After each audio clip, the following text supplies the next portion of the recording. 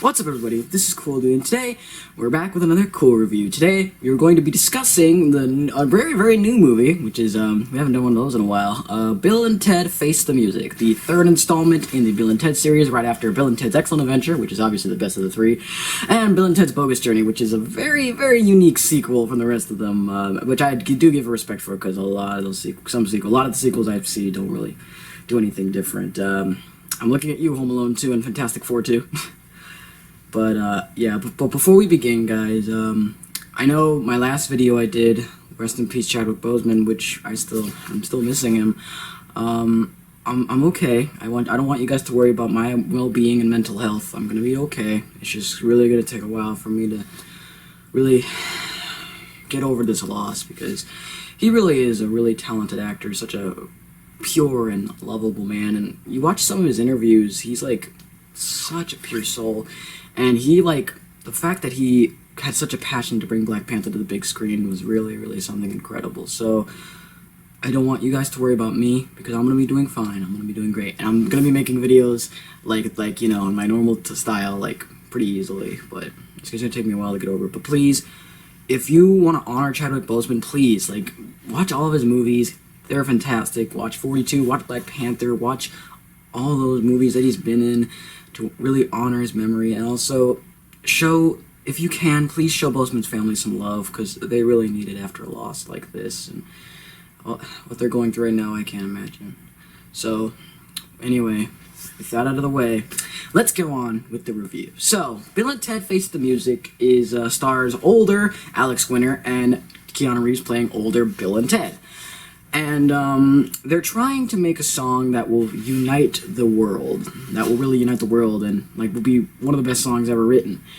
And every time they seem to do it, they seem to be failing. So it gets to a point where they both are they just quit altogether. They just stop trying to make the song, and then of course that causes a time paradox all throughout the world, with all these people ending up in different time periods, all these famous people being in separate time eras, not really, correlating with each other. So because of that, Bill and Ted now have to find the song and write it so that they can unite the world again, saving the world with bringing back the Wild Stallions, basically, to play their song. And that's pretty much the premise of the whole movie, without spoiling anything, because I don't want to give away too many spoilers. So, really, this movie, I notice, really borrows a lot from both Excellent Adventure and Bogus Journey, because Excellent Adventure was a lot more of the time travel stuff, and we do get that, because there's a side plot with Bill and Ted's daughters, which, by the way, after Bill and Ted married the princesses in Bogus Journey, they got daughters, so they star a lot in this movie, and they are on a side plot to get a band together, getting all, the world's greatest, musicians throughout history, and that really reminds me a lot of Excellent Adventure. And then, if you've seen the commercials for Bill and Ted Face the Music, you know that Death is in this, played once again by Statler, which, by the way, he is still awesome in this movie. He's not in it for very long, sadly. I really would have liked to see him a bit more, but he's still excellent. He's still, has some funny lines, so I'm glad that, he still's got it. He's still got the energy to play Death, but yeah, the fact that they do that in the trailer and he's in there kind of reminds me a lot of Bogus Journey, so it kind of borrows a little bit, but I will say it doesn't feel the same as Excellent Adventure or Bogus Journey, so I think it's unique enough to stand on its own, but also borrows a little bit from the first two, to not just be its, own thing, and, not connected to the others at all. So I appreciate that about this movie. Other pros, most of the actors in this movie are really good, except for two, which I'll get to in a minute. Alex Winter as Bill is excellent. I can totally see this is older Bill, because he still has that, surfer dude voice, hey dude, but he's also, a lot older, and, the Bill and Ted's daughters are hilarious. I really love them in this movie. All the people who do, the famous history figures, which I won't give away who they get for their group, all the musicians that the daughters get throughout history, they're great. They remind me a lot of Excellent Adventure, where they were really connected to the characters and how they interact off of each other. That's totally how I would see them throughout history if they just randomly met each other. So that is really good. The whole plot is good. I like the concept of the plot. It's pretty good. This seems like kind of a plot I'd want from a Bill and Ted movie. Bill and Ted movies are obviously really dumb, but they have a likable charm to them, and this is the kind of plot that I'm alright, I can get behind it. That seems cool. And, I do like all the stuff that they do in terms of the time traveling stuff. That can be pretty funny. There's a lot of times where Bill and Ted will go to different versions of themselves after they try to fix something, because they're trying to get the song to unite the world, and it leads to a lot of creative and really funny stuff. But with that out of the way, there are some cons with this movie, and quite a bit of them, in my opinion, so let's get to them. Alright, so the first problem with this movie is that the two actors I was talking earlier, one of them is Kristen Shaw, I want to say her name is. She does the voice of Mabel Pines for Gravity Falls. Like, every time I see her in a movie, I just can't not think of Mabel. But they weirdly give her a very serious role. I mean, she has a few jokes in the movie, but they cast her as a more serious character, and I don't feel like she really... I mean, she plays the serious role fine, but I wouldn't really cast a very comedic actor like Kristen Shaw to play this very serious character. Like, I would have literally picked so many other actresses for that serious part before, Kristen Shaw. And I get it, she's supposed to be the daughter of Rufus and whatnot, but, she just doesn't feel very, she feels very miscast, is what I'm trying to say with that. And another character I don't feel like was really in it was Keanu Reeves. Now, please do not hate me, please. Before you start spamming me with hate comments about why I'm wrong, why Keanu Reeves is awesome, I don't think he's awful.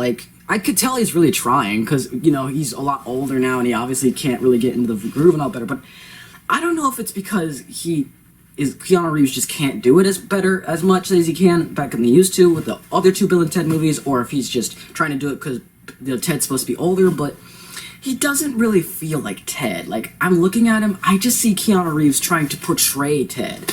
It feels like he's trying to do the surfer voice for Ted, but it just doesn't feel like it's all there. And I wouldn't mind so much, because I know Bill and Ted's supposed to be older, and they're not going to sound the same, but, at least try to sound like that's older Bill. I could totally buy Alex Winter in this movie as older Bill. I could totally buy that. But Keanu Reeves kind of suffers as Ted a little bit, but that's just a minor nitpick for me. The whole time travel stuff is a bit weird. At the beginning, it breaks a lot of its rules about, certain things that they need to do. In Bogus Journey, I'm not going to spoil, how exactly they're cheating rules, but in Bogus Journey, the way that Bill and Ted go to hell is, explained really well, really decent enough, and you can piece together why they're in hell. But the people that go to hell in this movie, you're just okay, I don't feel like they should be in hell.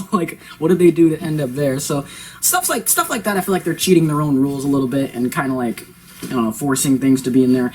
And also, the climax seems really rushed. So the ending is kind of abrupt, honestly. When it ended, I'm just wait, what? That's the end? Because I didn't really want it to end. There's pretty much no epilogue, and it feels so quick and to the point. So I didn't really want it to end like that, but it's is what it is. I can understand why they didn't want to release this for theaters, because I honestly don't even feel like this is a really theatrical release worthy film. So I think they made the right call with that one. And again, back to the final climax, it's good, I guess, and it's a lot of weird stuff going on, and it ties together fine, but it just feels really rushed, it just feels okay, we need to end it, go, do some stuff, so I just really wish they would have paced it a lot better at the ending. And there is a crucial decision that Bill and Ted makes at the end of the movie, which I don't know if, some Bill and Ted fans might not like, they might not be huge fans of, but honestly, I think it was handled well. I'm okay, that feels like that's what they should do in that moment. That's what it feels like it was building up to decently enough. I'm not saying it's the best build-up to that kind of thing, but it was built up enough that I'm alright, I can buy it. I can see where they're going with it. So overall, Bill and Ted Face the Music, yeah, it's not as... Honestly, I know you're probably people are going to hate me for this, but I don't really think it's as good as Bogus Journey or Excellent Adventure. I think it's the weakest of the three films, but I do still like it. I don't think any of the Bill and Ted movies are downright awful. No, heck no. All of them have such a fun charm. They're so much fun to watch. And this one is it's a lot of fun, but if you're looking for a good plot, then I don't really think you're going to find it here. I like the concept, but the actual execution and the pacing could have been a lot better, and with Keanu Reeves and Kristen Shaw, their acting could have been a lot better, and it does feel like it's rushed. But I don't think, honestly, Bill and Ted, these are these kind of movies that you're just not supposed to take too seriously, so as long as you don't overlook it too much, which I guess I'm a hypocrite because I kind of am with this review, then I honestly don't think you'll have a problem with this film. So overall, I give this a 3 phone booths out of 5 in terms of rating. It's the weakest of the 3 Bill and Ted movies for me, just because I would have liked to have seen a better like pacing of the plot, and also just a little bit more explaining about their rules and not so much cheating to try to get to where they want to go. But overall, I liked this movie fine. Like, I think it was a fun watch, and honestly, I still recommend it if you're a Bill and Ted fan, because it is a huge love letter to all the other 2 movies. There's so many references to the other movies that it's gonna be fun to watch.